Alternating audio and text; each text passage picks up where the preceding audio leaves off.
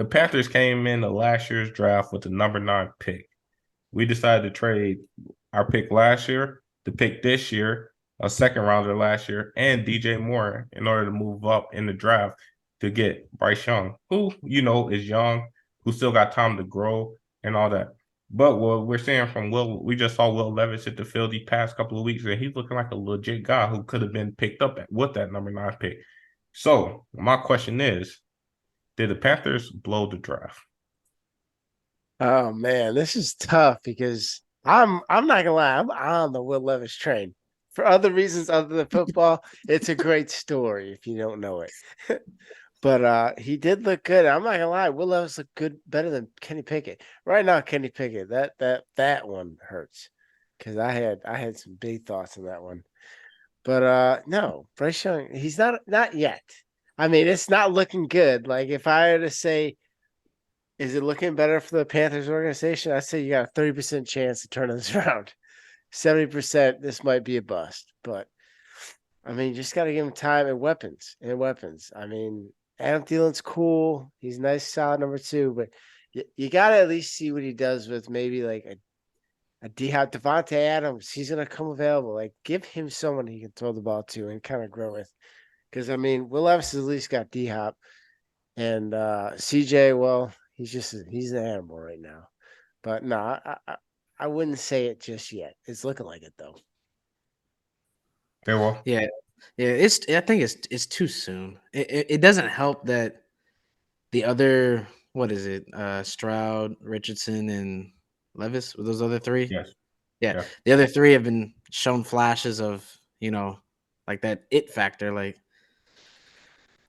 Stroud, yeah, he's balling out. There's nothing you can do about that. Richardson, we all knew he was a freak of nature coming into the league, and I think Levis is the biggest surprise because dude looked poised. He looked like he's played in the NFL for like 3-4 years now. You know what I'm saying? But it's too soon. I mean, you gotta like Howard said, you gotta look at what he's working with too. You know what I'm saying? He doesn't have that anchor to help bring him along and make his job a little bit easier. So I I don't think they blew the draft. Did they give up a lot for what they're getting right now? Right now, it looks like yeah, they're getting a little ripped off, but it's too soon. I say maybe a year or two from now, because he doesn't look god awful. Like you can know if he don't got it. You know what I'm saying? Like Zach Wilson, his first couple games, we knew he didn't really have it like that. You know what I'm saying? To go number 2, but he's shown flashes. So I don't think they blew the draft. They'll be So fine. this is what I'm gonna say. So I do like the fact that we're seeing flashes from Bryce Young. I feel like give him some time to develop. Yes, he could be a good quarterback or whatever. The problem that I have, and I say yes, we did blow the draft, is because when you look at it, coming into that draft, they had the speculations between CJ, Bryce, and at one point Will Levis had a chance of going number 1. You know what I mean?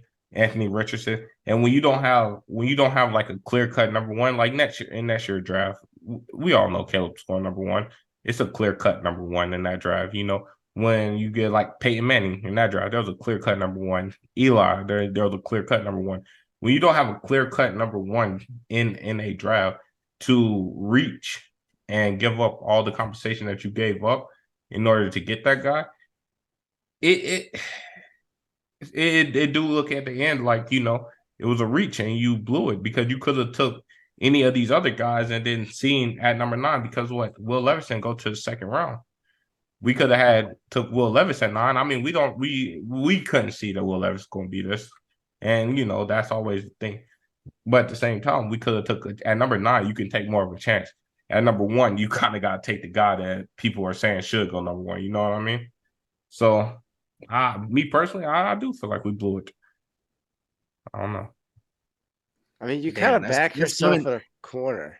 You know what I Yeah, mean? that's When coming you from a trade up for Panthers someone fan. like that, when you like trade like up for someone like that, if it's not the guy, like, there's such like, hey, it's a ballsy move by the GM, but there's just so much risk involved with that. It's like if you don't love the guy, do not do it. Do not do it. That's a good point. Yeah, because when you get the number one overall pick for being the worst team, you know what I'm saying? That's one thing if you blow it, you know what I'm saying? But to trade for it and then blow it too, it's like twisting the knife in the wound, throwing salt on it. Yeah, and at the end of the day, you shouldn't trade up in because there was speculation that Frank Wright really wanted CJ, and that it was kind of owner it was kind of Tepper coming down saying, "Hey, this is the guy and this is the pick that we're going to have to go with." So at the end of the day, it's kind of like if the whole organization is not in, on the same page, there's no reason to trade up and make a reach for a guy where it's just like, oh, the owner wants this guy, or if the owner wanted and the Yeah, coach don't, it's like, and I think that's what it came down to. You know what I'm saying? I think it came down to like the GMs, the coaches, all of them could have this big elaborate reason why they should take this guy, but at the end of the day, it's the owner's team. If he wants to draft, I don't know, a guard from a D3 school, number one overall, that's what's going to happen.